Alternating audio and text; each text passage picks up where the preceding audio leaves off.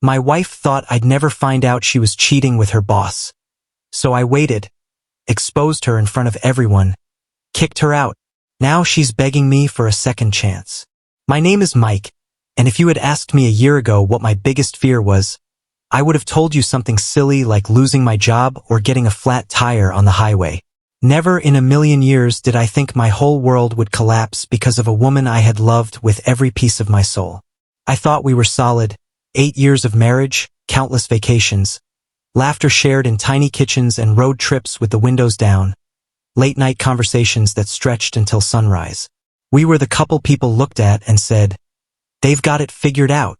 I believed that too, blindly, until one evening, a simple notification lit up her phone while she was in the shower, and my life split cleanly into before and after. It wasn't even hidden, that's the worst part. Her phone buzzed and I glanced at it out of instinct, not suspicion. The message preview read, "Last night was incredible. I can't stop thinking about you." My first thought was that maybe it was one of her friends joking, or something taken out of context. But something in my gut, something cold and heavy, told me not to ignore it. My hands were shaking as I unlocked her phone. There it was. Dozens of messages, photos, voice notes. I could barely process the name, her boss, Trevor. A man I had met several times. A man I had shaken hands with, smiled at, thanked for taking care of my wife when she'd stay late at work. The messages weren't just sexual, they were intimate. They spoke of feelings, of plans. She had told him things she never said to me. How she felt alive around him. How she hadn't felt this way in years. How she was thinking of leaving me but was scared of hurting Mike. My name, there it was, tossed around like I was an obstacle instead of a husband. I sat there for what felt like hours, reading every word, every emoji, every memory that wasn't meant for me. Couldn't even cry. I just sat there, feeling like my chest was being ripped open with a rusty knife. When she came out of the shower, wrapped in a towel, hair dripping wet and smelling like the lavender shampoo I bought her for Christmas, I didn't say a word. I just handed her the phone. Her eyes scanned the screen. I watched the blood drain from her face. She knew. She didn't try to lie. Didn't even say sorry right away. Just whispered, "I didn't want you to find out like this." Like there was a right way for me to discover that the woman I loved had been sleeping with another man. My wife, my best friend, my everything. I didn't yell. I didn't break anything. I just walked out, drove around for hours. I ended up in a diner somewhere off the interstate, sitting in a booth alone, staring at a cup of coffee that had gone cold long before I had the strength to take a sip. My phone kept buzzing. Calls from her. Texts. "Please come home. We need to talk." It was a mistake. I didn't answer. Couldn't. How do you respond to a betrayal that big? How do you look at someone who made you believe in forever and know they were lying the entire time? The next day, I went home and told her to leave. She tried to argue, cried, got down on her knees, literally, said she'd do anything to fix it. But I wasn't ready to hear that. I needed time, space, clarity. I told her to pack a bag and go stay with her sister. She did, eventually, after more crying, more "please don't do this." I didn't care. I couldn't feel anything but numb. For weeks, I went through the motions. I went to work. I ate enough to stay upright. I slept, but never for long.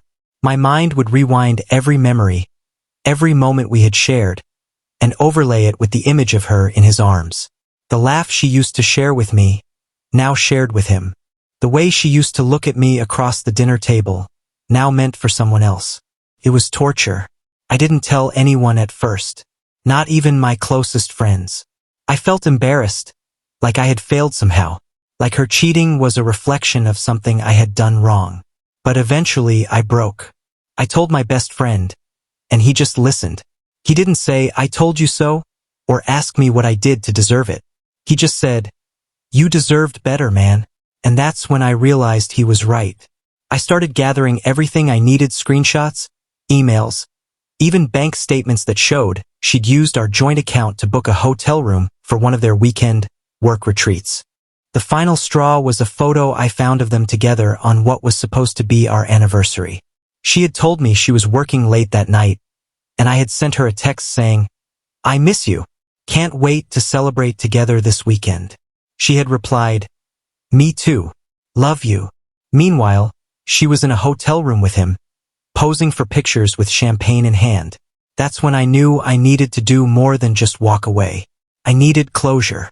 And maybe, just maybe, a little revenge. I didn't want to hurt her physically. I'm not that kind of man. But I wanted her to feel even a fraction of the pain she had given me. So I waited. I waited for the right moment. Our annual family barbecue was coming up, the one where everyone from both sides of the family got together. I decided that was the day. I didn't say a word leading up to it. She thought maybe things were settling down, that I might take her back. She even texted me the day before saying she'd bought a new dress, just in case I wanted her to come looking nice. I didn't reply, but I let her come. The day of the barbecue arrived with that same dry Texas heat that always makes you feel a little heavier than you should. The smell of grilled meat hung in the air, kids were running around with juice boxes, and laughter echoed from the back porch where the older folks sat swapping the same stories they always told at family gatherings. It was a day that should have been easy, familiar, a break from everything. But for me, it was something else entirely. I had a flash drive in my pocket. It contained every screenshot, every text, every photo, and even a voice recording where she told her boss that she would tell Mike eventually, but not until I'm sure you want me. That sentence played on a loop in my mind for weeks. Today, I was gonna let it play for everyone. She showed up wearing that new dress she mentioned. It was green, her favorite color, and she had curled her hair the way I always liked. The moment she stepped onto the patio, people noticed. My mom gave me a look that said, "So you're really letting her back in?" But I didn't flinch. I let her float around, talking to cousins, laughing like everything was fine. She even tried to hand me a plate of food at one point. I took it from her without saying a word. That smile, that same fake smile I had seen her use in photos with him, was plastered across her face. She had no idea what was coming. I waited until dessert. Everyone was gathered around the outdoor projector, something my brother-in-law set up to show a slideshow of old family photos. It was supposed to be nostalgic. Sweet. I had asked him if I could slip in a short video message toward the end. He laughed and said, "As long as it's not a proposal, go ahead." I promised it would be memorable. And oh, it was. As the final photo faded out, my voice came through the speakers. Calm. Measured. Before we wrap up this beautiful day, I just wanted to share something personal. At first, everyone thought it was going to be sentimental, maybe a tribute to my late uncle or a toast. Instead, the screen flashed with the first screenshot, her text to Trevor, "God, you make me feel so alive. I haven't felt this with Mike in years." Gasps rippled through the crowd. My uncle dropped his fork. My mom covered her mouth. Then came the photos, them in that hotel room, her in that same green dress, sitting on his lap. Then the recording, her voice, soft and breathy, saying, "I'm just scared of hurting Mike. You know? He doesn't deserve it. But I want you." Silence fell like a curtain over everyone. My wife, or I guess, ex-wife-to-be, stood frozen, her plate of pie trembling in her hands.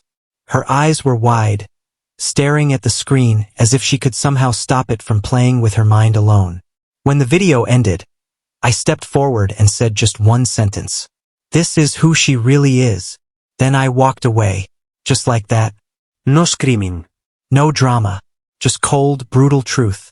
She tried to follow me out of the yard, grabbing at my arm, pleading, "Mike, please, we can talk about this.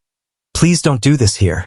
I turned to her and said, loud enough for everyone to hear, "You already did this here. I just gave it a screen." She collapsed onto the lawn, sobbing. Her sister rushed to her side. My dad came over, put a hand on my shoulder, and said nothing, just nodded. That meant everything. I got in my truck and drove off while everyone else tried to pretend they hadn't just watched a marriage explode like fireworks over potato salad. In the weeks that followed, she tried everything. calls, emails, handwritten letters left on my porch. She even showed up at my work once, red-eyed and shaky, saying, "Please, Mike, I don't know who I am without you." I told her calmly, "You should have thought about that before you became someone else behind my back." She begged, said she'd go to therapy, quit her job, do anything to make it right. But there was nothing left to fix. You can't rebuild trust when the foundation was poisoned so deeply. I filed for divorce. I took back my life, bit by bit. Changed the locks, the bank accounts, the passwords. I started going to the gym again. Took a trip alone for the first time in years. I even started laughing again. Real laughter. Not the empty kind you use to make people think you're okay. I wasn't just healing, I was growing. Evolving. Becoming the man I forgot I could be when I was too busy trying to be enough for someone who was never honest with me. Now, months later, she still tries to reach out. Says she misses me. Says she messed up the best thing that ever happened to her. And maybe she did. But I don't miss her. I miss the life I thought we had. The future I thought we were building. But not her. That version of her only ever existed in my imagination. The real her. The one who lied, who betrayed, who slept with her boss and smiled in my face the next morning. That person can stay gone. I didn't just kick her out of my house that day. I kicked her out of my heart. And I've never looked back. Like stories of betrayal, karma, and sweet revenge. Hit like, subscribe, and follow for more emotional storytime moments that'll keep you hooked.